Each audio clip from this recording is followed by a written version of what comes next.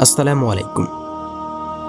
আমি শুরু করতে যাচ্ছি বাংলাদেশের প্রখ্যাত লেখক আরিফ আজাদের প্যারাডক্সিক্যাল সাজিদ বইটি। আজকে প্রথম পর্ব, একজন অবিশ্বাসীর বিশ্বাস। আমি রুমে ঢুকেই দেখি সাজিদ কম্পিউটারের সামনে উবু হয়ে বসে আছে। খটাখট কি যেন টাইপ করছে। আমি জগ থেকে পানি ঢালতে লাগলাম। প্রচুর রকম তৃষ্ণায় বুক ফেটে যাওয়ার জোগাড়।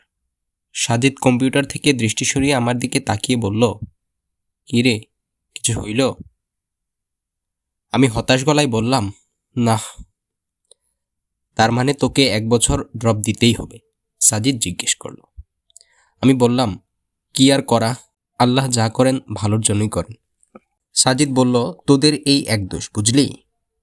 দেখছিস প্রত্যর অ্যাটেন্ডেন্সের জন্য 1 বছর ড্রপ খাওয়াচ্ছে, তার মধ্যেও বলছিস আল্লাহ যা করেন ভালোর জন্যই করেন।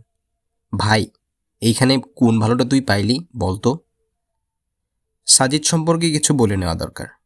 আমি আর সাজিদ রুমমেট। সে ঢাকা বিশ্ববিদ্যালয়ের মাইক্রোবায়োলজিতে পড়ে।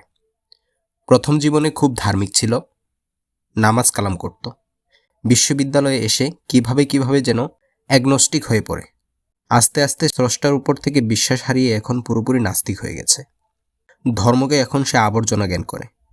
তার মতে পৃথিবীতে ধর্ম এনেছে মানুষ, আর ঈশ্বর ধারণটাই এইরকম স্বার্থন্বেষী কোনো মহলের মস্তিষ্কপ্রস্ত। সাজিদের সাথে এই মুহূর্তে তর্কে জড়ানোর কোনো ইচ্ছে আমার নেই, কিন্তু তাকে একদম ইগনোর করেও যাওয়া যায় না। আমি বললাম, আমার সাথে তো এর থেকেও কিছু খারাপ হতে পারত, ঠিক না? আরে খারাপ হওয়ার আর কিছু বাকি আছে কি? হয়তো। যেমন?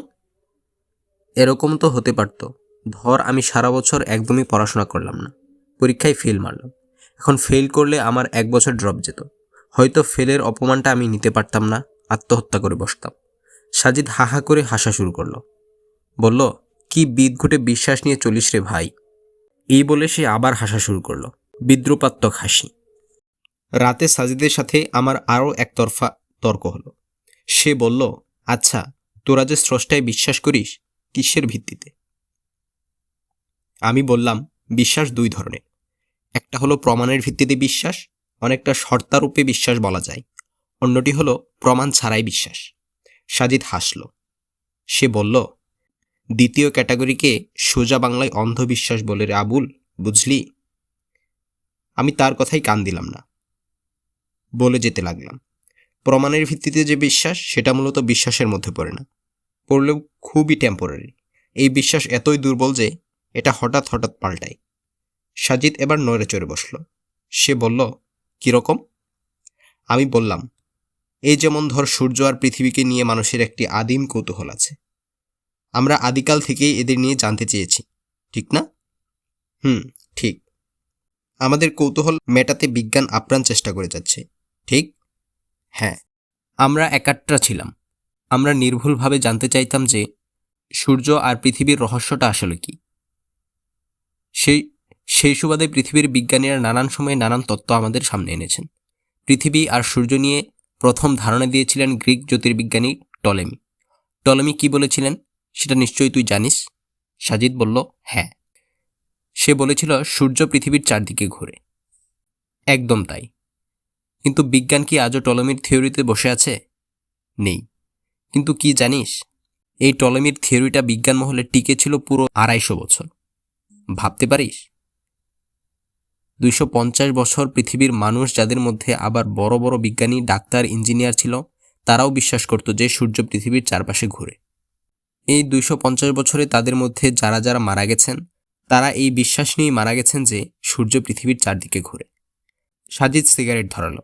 সিগারেটের ধোঁয়া ছাড়তে ছাড়তে বলল, তাতে কি? তখন তো টেলিস্কোপ ছিল না, তাই ভুল মতবাদ দিয়েছে আর কি। পরে নিকোলাস কোপার্নিকাস এসে তার থিওরি ভুল প্রমাণ করল না? হ্যাঁ, কিন্তু কোপার্নিকাসও একটা মস্ত বড় ভুল করে গেছেন। সাজিদ প্রশ্ন করল, কিরকম? অদ্ভুত, এটা তো তোর জানার কথা। যদিও কোপার্নিকাস টলেমির থিওরির বিপরীত থিওরি দিয়ে প্রমাণ করে দেখিয়েছেন যে সূর্য পৃথিবীর চারপাশে নয়, বরং পৃথিবী সূর্যের চারপাশে ঘুরে। কিন্তু তিনি এক জায়গায় ভুল করেন, এবং সেই ভুলটাও বিজ্ঞান জগতে বীর দর্পে টিকেছিল গোটা 50 বছর। কোন ভুল? উনি বলেছিলেন পৃথিবী সূর্যকে কেন্দ্র করে ঘুরে, কিন্তু সূর্য ঘুরে না, সূর্য স্থির। কিন্তু আজকের বিজ্ঞান বলে না, সূর্য স্থির নয়, সূর্যও নিজের কক্ষপথে অবিরাম ঘুরছে। সাজিদ বলল, সেটা ঠিক বলেছিস, কিন্তু বিজ্ঞানের এটাই নিয়ম যে প্রতিনিয়ত পরিবর্তিত হবে। এখানে শেষ বা ফাইনাল বলে কিছু নেই। একদম তাই, আমিও জানি বিজ্ঞানের শেষ বা ফাইনাল বলে কিছু নেই। একটা বৈজ্ঞানিক থিওরি 2 সেকেন্ডও টেকে না, আবার আরেকটা 200 বছরও টেকে যায়। তাই প্রমাণ বা দলিল দিয়ে যা বিশ্বাস করা হয় তাকে আমরা বিশ্বাস বলি না, এটাকে আমরা বড়জোর চুক্তি বলতে পারি। চুক্তিটা এরকম, তোমায় ততক্ষণ বিশ্বাস করব যতক্ষণ তোমার চেয়ে অথেন্টিক কিছু আমাদের সামনে না আসছে। সাজিদ আবার নড়ে চড়ে বসল। এবার সে কিছুটা একমত হয়েছে বলে মনে হচ্ছে। আমি বললাম, ধর্ম বা সৃষ্টিকর্তা অস্তিত্ব ঠিক এর বিপরীত। তুই দেখ, বিশ্বাস আর অবিশ্বাসের মধ্যকার এই গাঢ় পার্থক্য আছে বলেই আমাদের ধর্মগ্রন্থের শুরুতেই বিশ্বাসের কথা বলা আছে। পবিত্র কুরআনুল কারীমের সূরা বাকারার 2 নম্বর আয়াতে বলা হয়েছে, এটা তাদের জন্য যারা বিশ্বাস করে। যদি বিজ্ঞানের শেষ বা ফাইনাল কিছু থাকতো, তাহলে হয়তো ধর্মগ্রন্থের শুরুতে বিশ্বাসের বদলে বিজ্ঞানের কথাই বলা হতো এটা তাদের জন্যই যারা বিজ্ঞান মনস্ক। কিন্তু যে বিজ্ঞান নিজেই সদা পরিবর্তনশীল, যে বিজ্ঞানের নিজের উপর নিজেরই বিশ্বাস নেই, তাকে কিভাবে অন্যরা বিশ্বাস করবে?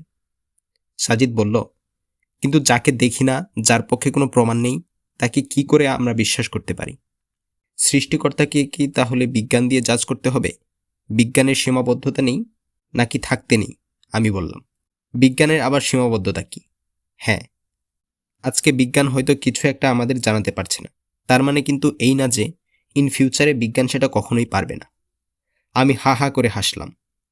সাজিদ আমার দিকে বাঁকা চোখে তাকিয়ে বলল, হাসছিস কেন এইভাবে? তোর কথা শুনে। আমি হাসার কথা বলেছি? অবশ্যই। সাজিদকে খুব উত্তেজিত দেখাচ্ছে এই মুহূর্তে। আমি আবার বললাম, বিজ্ঞানের যে নির্দিষ্ট একটা গণ্ডি আছে, সীমাবদ্ধতা আছে, সেটা তুই জানিস না। এটাই আশ্চর্য লাগছে। এটা কি তোর কথা? না তো, আমার কথা না, বিজ্ঞানের কথা। কোন বিজ্ঞান? সাজিদের প্রশ্ন। Quantum mechanics. এবার সে একটু থামল, বলল, খুলে বল বেটা। আমি একটু গলা খাকারি দিলাম, বললাম, জাফর ইকবাল স্যারের রেফারেন্স দিয়ে বলি। জাফর ইকবাল স্যারের ভীষণ ভক্ত আমরা দুজন। সাজিদ বলল, মানে? আমি বললাম, শোন, বিজ্ঞানের যে একটা নির্দিষ্ট সীমাবদ্ধতা আছে, একটা নির্দিষ্ট গণ্ডির বাইরে যে বিজ্ঞান যায় না বা যেতে পারে না, সেটা আধুনিক বিজ্ঞান এবং বিজ্ঞানীরাও স্বীকার করেন। শ্রদ্ধেয় জাফর ইকবাল স্যারের বই কোয়ান্টাম মেকানিক্স পড়েছিস? না। আমার ব্যাগে স্যারের বইটা ছিল। আমি ব্যাগ খুলে বইটি বের করলাম। বইটির 10 নম্বর পৃষ্ঠা থেকে কিছু লেখা সাজিদকে পড়ে শোনালাম। বইটিতে যা লেখা ছিল, কাজেই যারা বিজ্ঞান চর্চা করে তারা ধরেই নিয়েছে আমরা যখন বিজ্ঞান দিয়ে পুরো প্রকৃতিটাকে বুঝে ফেলব, তখন আমরা সব কিছু সঠিকভাবে ব্যাখ্যা করতে পারব। যদি কখনো দেখি কোনো একটা কিছু ব্যাখ্যা করতে পারছি না, তখন বুঝতে হবে এর পিছনের বিজ্ঞানটা তখনও জানা হয়নি। যখন জানা হবে তখন সেটা চমৎকারভাবে ব্যাখ্যা করতে পারব। এক কথায়, বিজ্ঞানের ব্যাখ্যা বা ভবিষ্যৎবাণী সবসময় নিখুঁত এবং সুনিশ্চিত। কোয়ান্টাম মেকানিক্স বিজ্ঞানের এই ধারণাটাকে পুরোপুরি পাল্টে দিয়েছে। বিজ্ঞানীরা সবিস্ময়ে আবিষ্কার করেছেন যে প্রকৃতি আসলে কখনোই সবকিছু জানতে দেবে না। সে তার ভেতরের কিছু কিছু জিনিস মানুষের কাছ থেকে লুকিয়ে রাখে। মানুষ কখনোই সেটা জানতে পারবে না। সবচেয়ে চমকপ্রদ ব্যাপার হচ্ছে, এটা কিন্তু বিজ্ঞানের অক্ষমতা বা অসম্পূর্ণতা নয়, এটাই হচ্ছে বিজ্ঞান। বিজ্ঞানীরা এক পর্যায়ে গিয়ে কখনোই আর জোর গলায় বলবেন না হবে, তারা মাথা নেড়ে বলবেন হতে পারে। দেখ, বিজ্ঞান যে প্রকৃতির সব রহস্য উদ্ঘাটন করতে পারবে না, তা বিজ্ঞান মহলে এখন স্বীকার্য। তাহলে যে বিজ্ঞান স্রষ্টার তৈরি প্রকৃতির সব রহস্য ভেদ করতে অক্ষম, তাকে বাটখারা বানিয়ে সেই প্রকৃতির স্রষ্টাকে জাস্টিফাই করাটা কি নিছক ছেলে মানুষই হয় না? সাজিদ কিছু বলল না। আমি আবার বললাম, বিজ্ঞান যে সব কিছুর প্রমাণ দিতে পারে না, তার বিশাল একটা লিস্টও করে ফেলা যাবে। সাজিদ রাগে রাগে গলায় বলল, ফাইজলামো করিস আমার সাথে? আমি হাসতে লাগলাম, বললাম, আচ্ছা শোন, বলছি। তোর প্রেমিকার নাম মিতু না? এইখানে প্রেমিকার ব্যাপার আসছে কেন? আরে বল না আগে। হ্যাঁ, কিছু মনে করিস না, কথার কথা বলছি। ধর, আমি মিতুকে ধর্ষণ করলাম। রক্তাক্ত অবস্থায় মিতু তার বেডে পড়ে আছে। আরও ধর, তুই কোনোভাবে ব্যাপারটা জেনে গেছিস। এখন বিজ্ঞান দিয়ে ব্যাখ্যা কর দেখি মৃত্যুকে ধর্ষণ করাই কেন আমার শাস্তি হওয়ার দরকার। সাজিদ বলল, ক্রিটিক্যাল কোশ্চেন, এটাকে বিজ্ঞান দিয়ে কিভাবে ব্যাখ্যা করব? হা হা হা হা হা, আগেই বলেছি এমন অনেক ব্যাপার আছে যার উত্তর বিজ্ঞানে নেই। সাজিদ বলল, এটা কি ক্রাইম সায়েন্সের অংশ না? ক্রাইম সায়েন্স যে কথা, পলিটিক্যাল সায়েন্সও একই কথা। দুটোর সাথেই সায়েন্স শব্দ আছে, কিন্তু দিন শেষে দুটোর কোনোটোই আদতে সায়েন্স না। হা হা হা হা হা। কিন্তু এর সাথে স্রষ্টার বিশ্বাসের সম্পর্ক কি? সম্পর্ক আছে। স্রষ্টার বিশ্বাসও এমন একটা বিষয় যেটা আমরা মানে মানুষেরা আমাদের ইন্দ্রিয় গ্রাহ্য প্রমাণাদি দিয়ে প্রমাণ করতে পারবো না। স্রষ্টা কোনো টেলিস্কোপে ধরা পড়ে না, ওনাকে অনুবীক্ষণ যন্ত্র দিয়েও খুঁজে বের করা যায় না, ওনাকে জাস্ট বিশ্বাস করে নিতে হয়। সাজিদ এবার 260 ডিগ্রি অ্যাঙ্গেলে বেঁকে বসল। সে বলল, ধুর, কী সব আবল তাবল বুঝালি, যা দেখি না তাকে বিশ্বাস করে নেব? আমি বললাম, হ্যাঁ, পৃথিবীতে অবিশ্বাসী বলে কেউ নেই, সবাই বিশ্বাসী। সবাই এমন কিছু না কিছুতে ঠিক বিশ্বাস করে যা তারা আদৌ দেখেনি বা দেখার কোনো সুযোগ নেই, কিন্তু এটা নিয়ে তারা প্রশ্ন তোলে না। তারা নির্বিঘ্নে ও নিশ্চিন্তে তাতে বিশ্বাস করে যায়। তুইও ঠিক সেই রকম। সাজিদ বলল, আমি? পাগল হয়েছিস? আমি না দেখে কোনো কিছুতেই বিশ্বাস করি না, ভবিষ্যতে কখনো করব না। তুই এখনও না দেখে অনেক কিছুই বিশ্বাস করছিস, এবং এটা নিয়ে তোর মধ্যে কোনোদিন কোনো প্রশ্নও জাগেনি। আজকে এই আলোচনা না করলে হয়তো জাগতও না। সে আমার দিকে কৌতূহলী হয়ে তাকিয়ে রইল। বললাম, জানতে চাস? আবার বলছি, কিছু মনে করিস না, যুক্তির খাতিরে বলছি। ঠিক আছে, বল। আচ্ছা, তোর বাবা মার মিলনেই যে তোর জন্ম হয়েছে, সেটা তুই কখনো দেখেছিলি? বা এই মুহূর্তে কোনো এভিডেন্স আছে তোর কাছে? হতে পারে তোর মা তোর বাবা ছাড়া অন্য কারো সাথে দৈহিক সম্পর্ক করেছে তোর জন্মের আগে। হতে পারে তুই ওই ব্যক্তির জৈব ক্রিয়ার ফল। তুই এটা দেখিসনি, কিন্তু কোনোদিনও কি তোর মাকে এটা নিয়ে প্রশ্ন করেছিলি? নিশ্চয়ই করিসনি। সেই ছোটবেলা থেকে যাকে বাবা হিসেবে দেখে আসছিস, এখনও তাকেই বাবা বলে ডাকিস। যাকে ভাই হিসেবে জেনে আসছিস, তাকেই ভাই বলে ডাকিস। বোনকে বোন বলিস। তুই না দেখেই এসবে বিশ্বাস করিস না? কোনোদিন জানতে চেয়েছিস এখন যাকে বাবা ডাকছিস তুই আসলেই তার ঔরসজাত কিনা?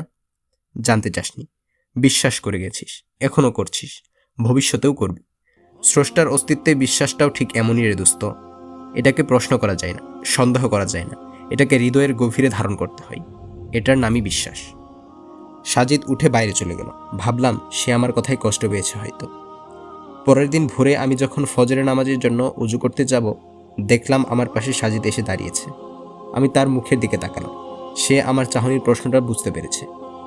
সে বলল, নামাজ পড়তে উঠেছি।